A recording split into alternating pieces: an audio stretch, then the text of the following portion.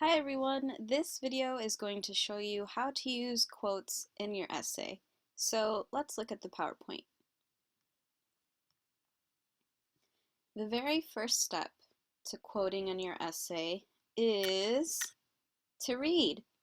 I know that sounds really obvious, but you're not going to be able to pull out meaningful quotes if you didn't read the text carefully and closely.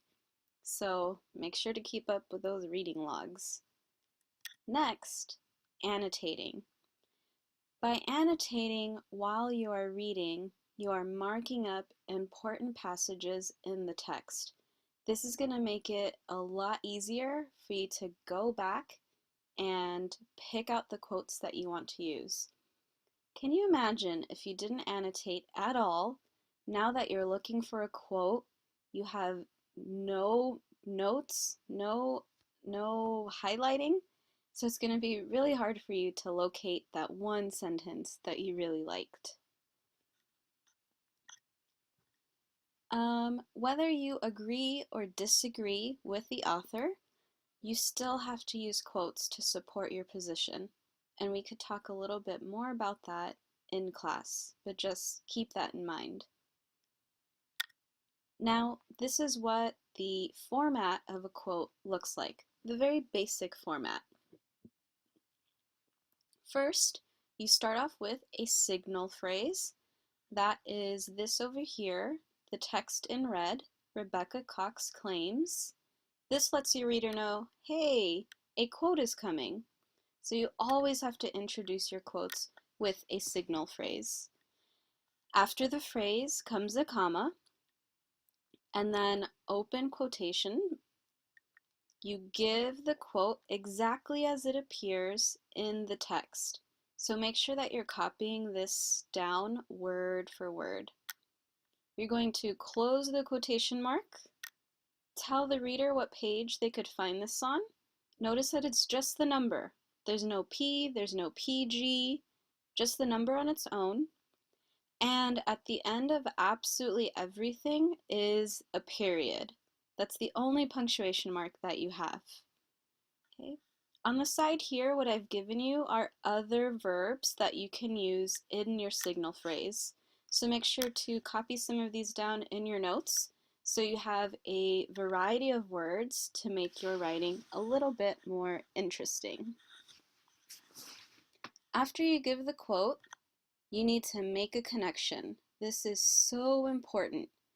If you don't make a connection, then we call that a dropped quote, because you've given this amazing line, but then you haven't told the reader why you've given the line. So you need to show how your quote relates back to your thesis statement. You want to explain why out of all the sentences in the text, why did you choose this one quote? Why is it important? That's your job to do, and that comes after you've given the quote.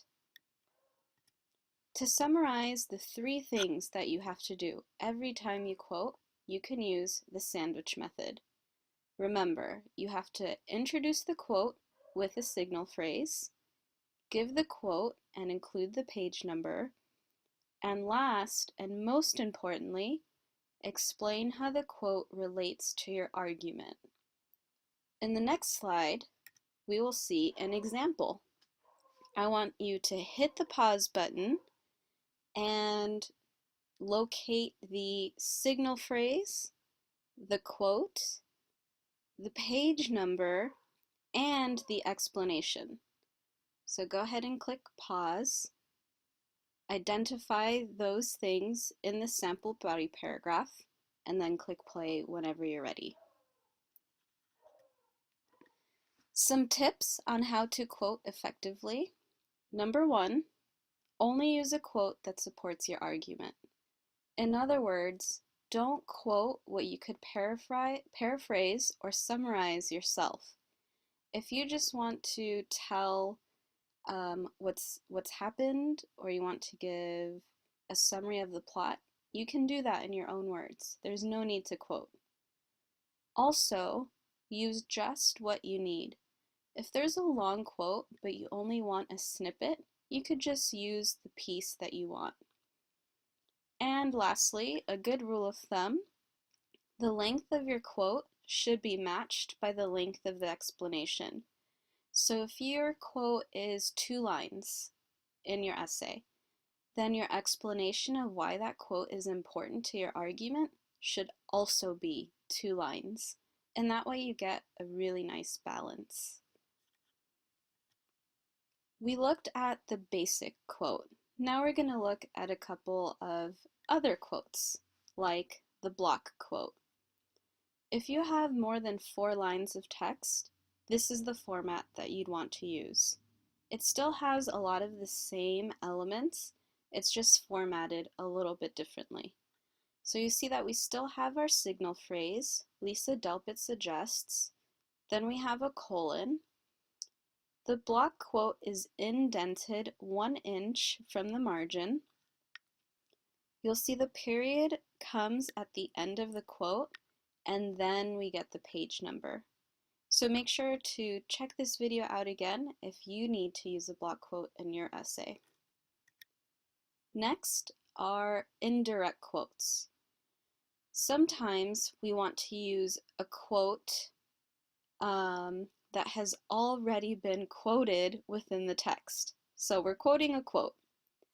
And when we do that, the quotes in the textbook become single quotation marks in your essay. For example, if you go to page 65 of Delpit's book, you'll see that this quote, this first one here, this Katie is already in quotes. So if I'm quoting it in my paper, those quotes are now single, and that lets the reader know this was already a quote in the original text. At other times, we want to quote someone who was quoted in the text, and that's the second example. If you look at page 181, Claude Steele is the one who says this quote, and that's why we say that he is the one who is speaking.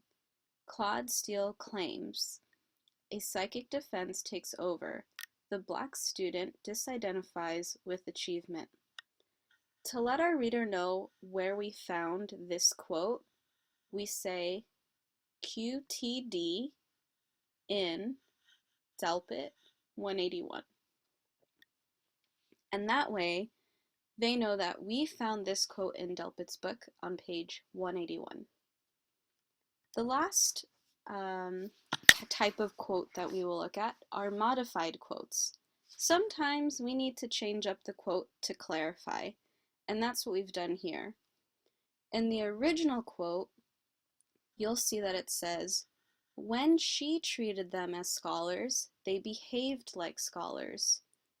But our readers have no idea who the she is. So what we can do as writers is clarify. If we want to change the quote and add something, we just have to put it in brackets. And that's what you're seeing here. So now the reader knows who this mysterious she is. When Carrie Street, a retired elementary school teacher from Oakland, treated them as scholars, they behave like scholars. Now it's much more clear who the she is. So don't be afraid to add things to clarify, just put it in brackets. And lastly, sometimes we don't want to add something, we actually want to take something out. And when we don't want to use the whole quote, and we're taking out something in the middle, we use the ellipses, and those are the 3 dots that you see here. In the original quote, we have this notion of sharing, of nurturing, of looking out for others is a cultural strength that could be built upon readily in schools. And you'll see the revised version only keeps one of those items in the series. This notion of sharing is a cultural strength that could be built upon readily in schools. So it's much more concise, and a little bit clearer. You don't want to use the ellipses to change the meaning of the quote too much. You still want to keep the integrity, and you don't want to manipulate it greatly. Okay, so make sure you've taken some good notes. Come to class with questions that you might still have, and I will see you soon. Okay, bye.